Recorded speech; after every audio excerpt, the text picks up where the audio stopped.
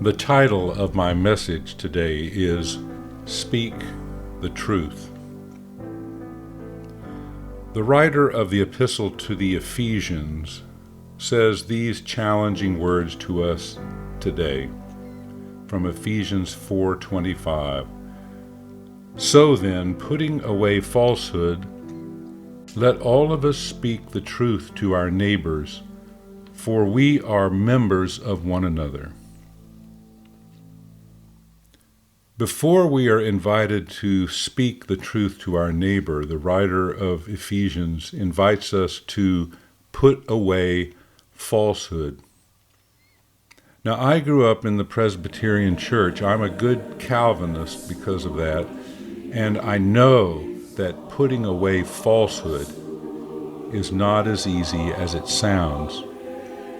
The Greek word for falsehood, pseudos, is a term that we're all familiar with: pseudo-intellectual, pseudo-scientific, pseudo-liberal, pseudo-religious, and so on. It's not a prefix we usually want attached to our name. Pseudo can translate as false or fake and lying or bearing false witness, but more commonly, pseudos simply means hesitation. I woke up this morning just about 4:30. Hesitated blues were knocking on my door. Tell me how long. A pseudos person is a hesitator, a bystander who avoids the truth. And often this hesitation is a strategy designed to protect one's reputation, one's power, privilege, or social status. Put away falsehood, says Ephesians. Put away hesitation in the presence of the truth of things. These days, in the presence of racial trauma inflicted on our gay, trans, and intersex selves, family, and friends, trauma inflicted on immigrant women in North Carolina, and the ongoing trauma of watching the total disregard of science and health experts going on all around us, I have been thinking a lot about bystanders who do not put away the falsehood of hesitation so that they might speak the truth to their neighbors. Last January, when he was briefed about COVID-19 for the first time and health officials begged him to act swiftly and boldly, we have it totally under control. It's one person coming in from China, and we have it under control. The President of the United States hesitated. In the presidential debate recently, when asked to condemn white supremacy and groups of white supremacists, the President of the United States hesitated. When the world was appalled at the cruelty of family separation at the border, our Vice President paid a visit, and he came back and he said that there was nothing to see there because, and I quote, "We spoke to cheerful children who were watching television, having snacks." Hesitation. When the White House staff had an opportunity to condemn the terrorist cell that plotted to kidnap the governor of Michigan, they hesitated.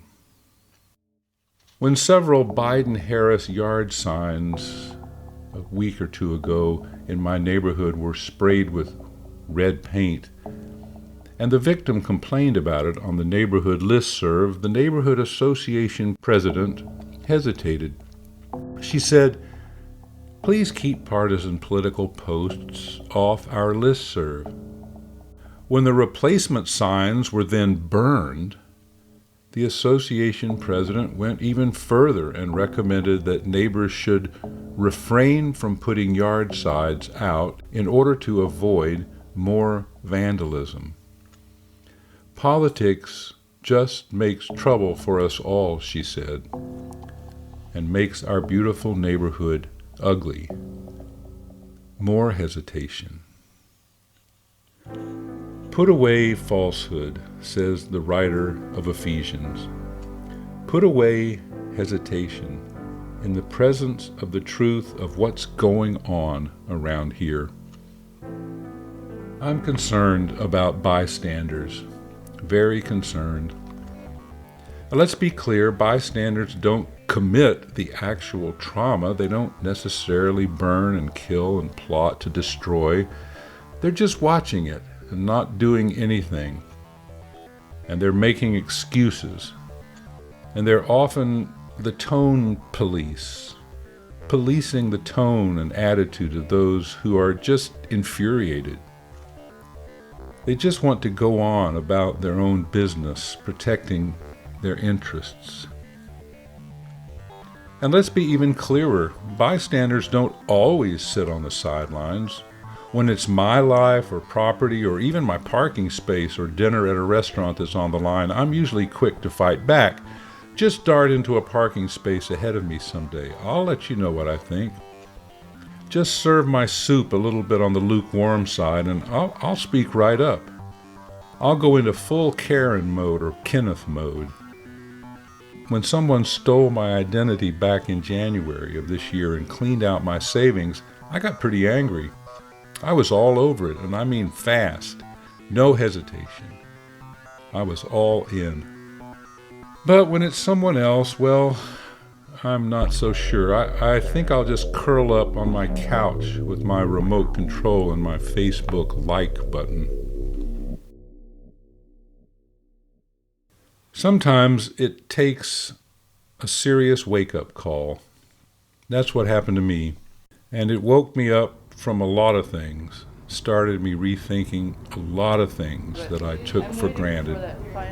It was 1994, and I was visiting my family for Christmas in the countryside near Springville, Alabama. My wife and I were driving through the pine trees and barren oak trees with one of our best friends in the back seat.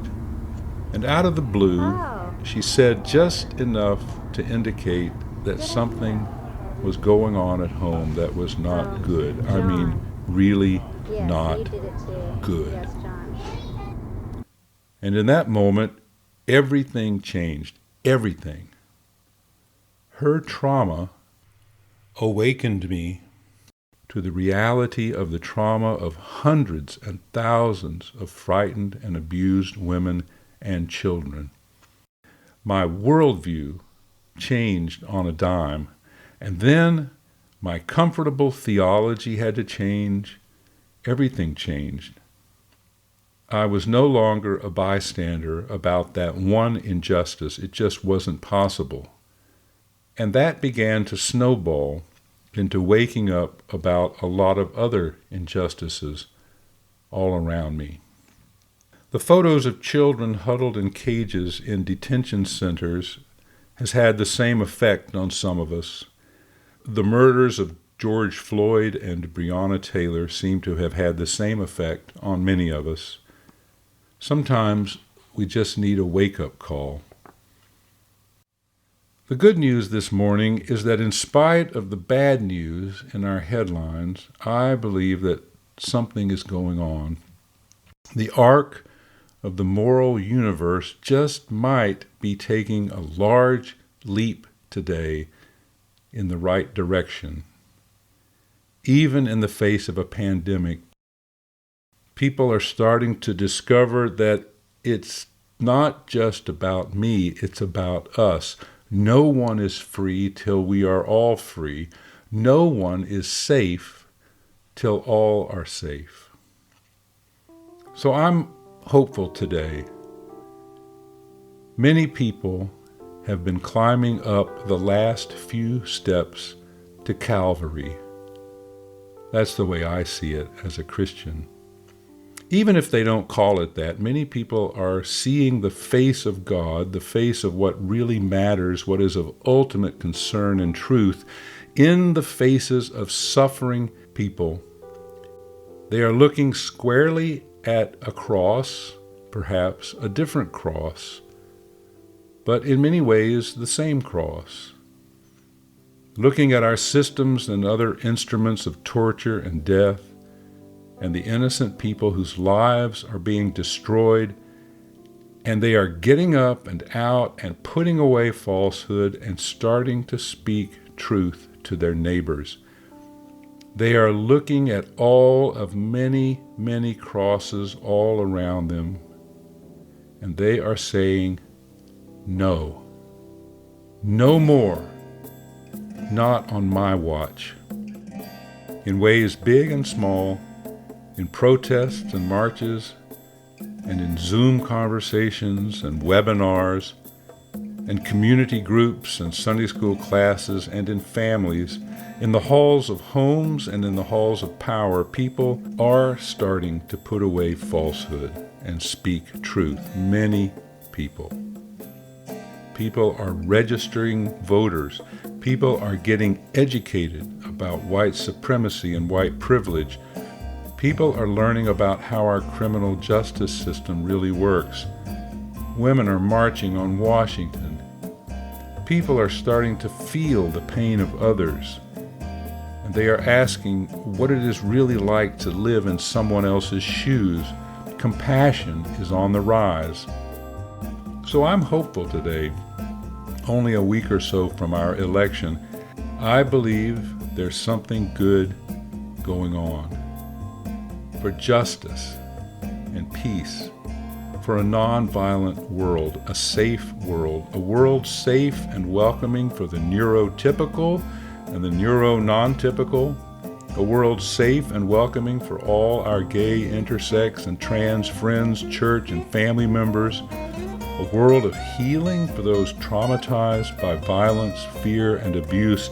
I believe something good is going on, that people are putting away falsehood, and that against all odds, they are waking up, getting out, getting in line with ballots in hand, getting signs made, putting them in their yards, hitting the streets with other signs.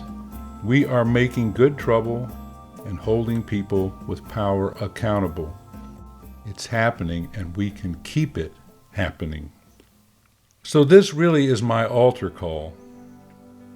If you are hesitating right now about embracing someone else's freedom to flourish and live with dignity in this God-created and God-sustained world, I invite you in your heart of hearts right now to get out of your seat, to come forward down the aisle of truth and freedom and justice, and join hands with those around you as members of one another, and let go of your pseudos, your falsehood, whatever it might be, and join with all of us in speaking the truth of God's justice and peace to our neighbors.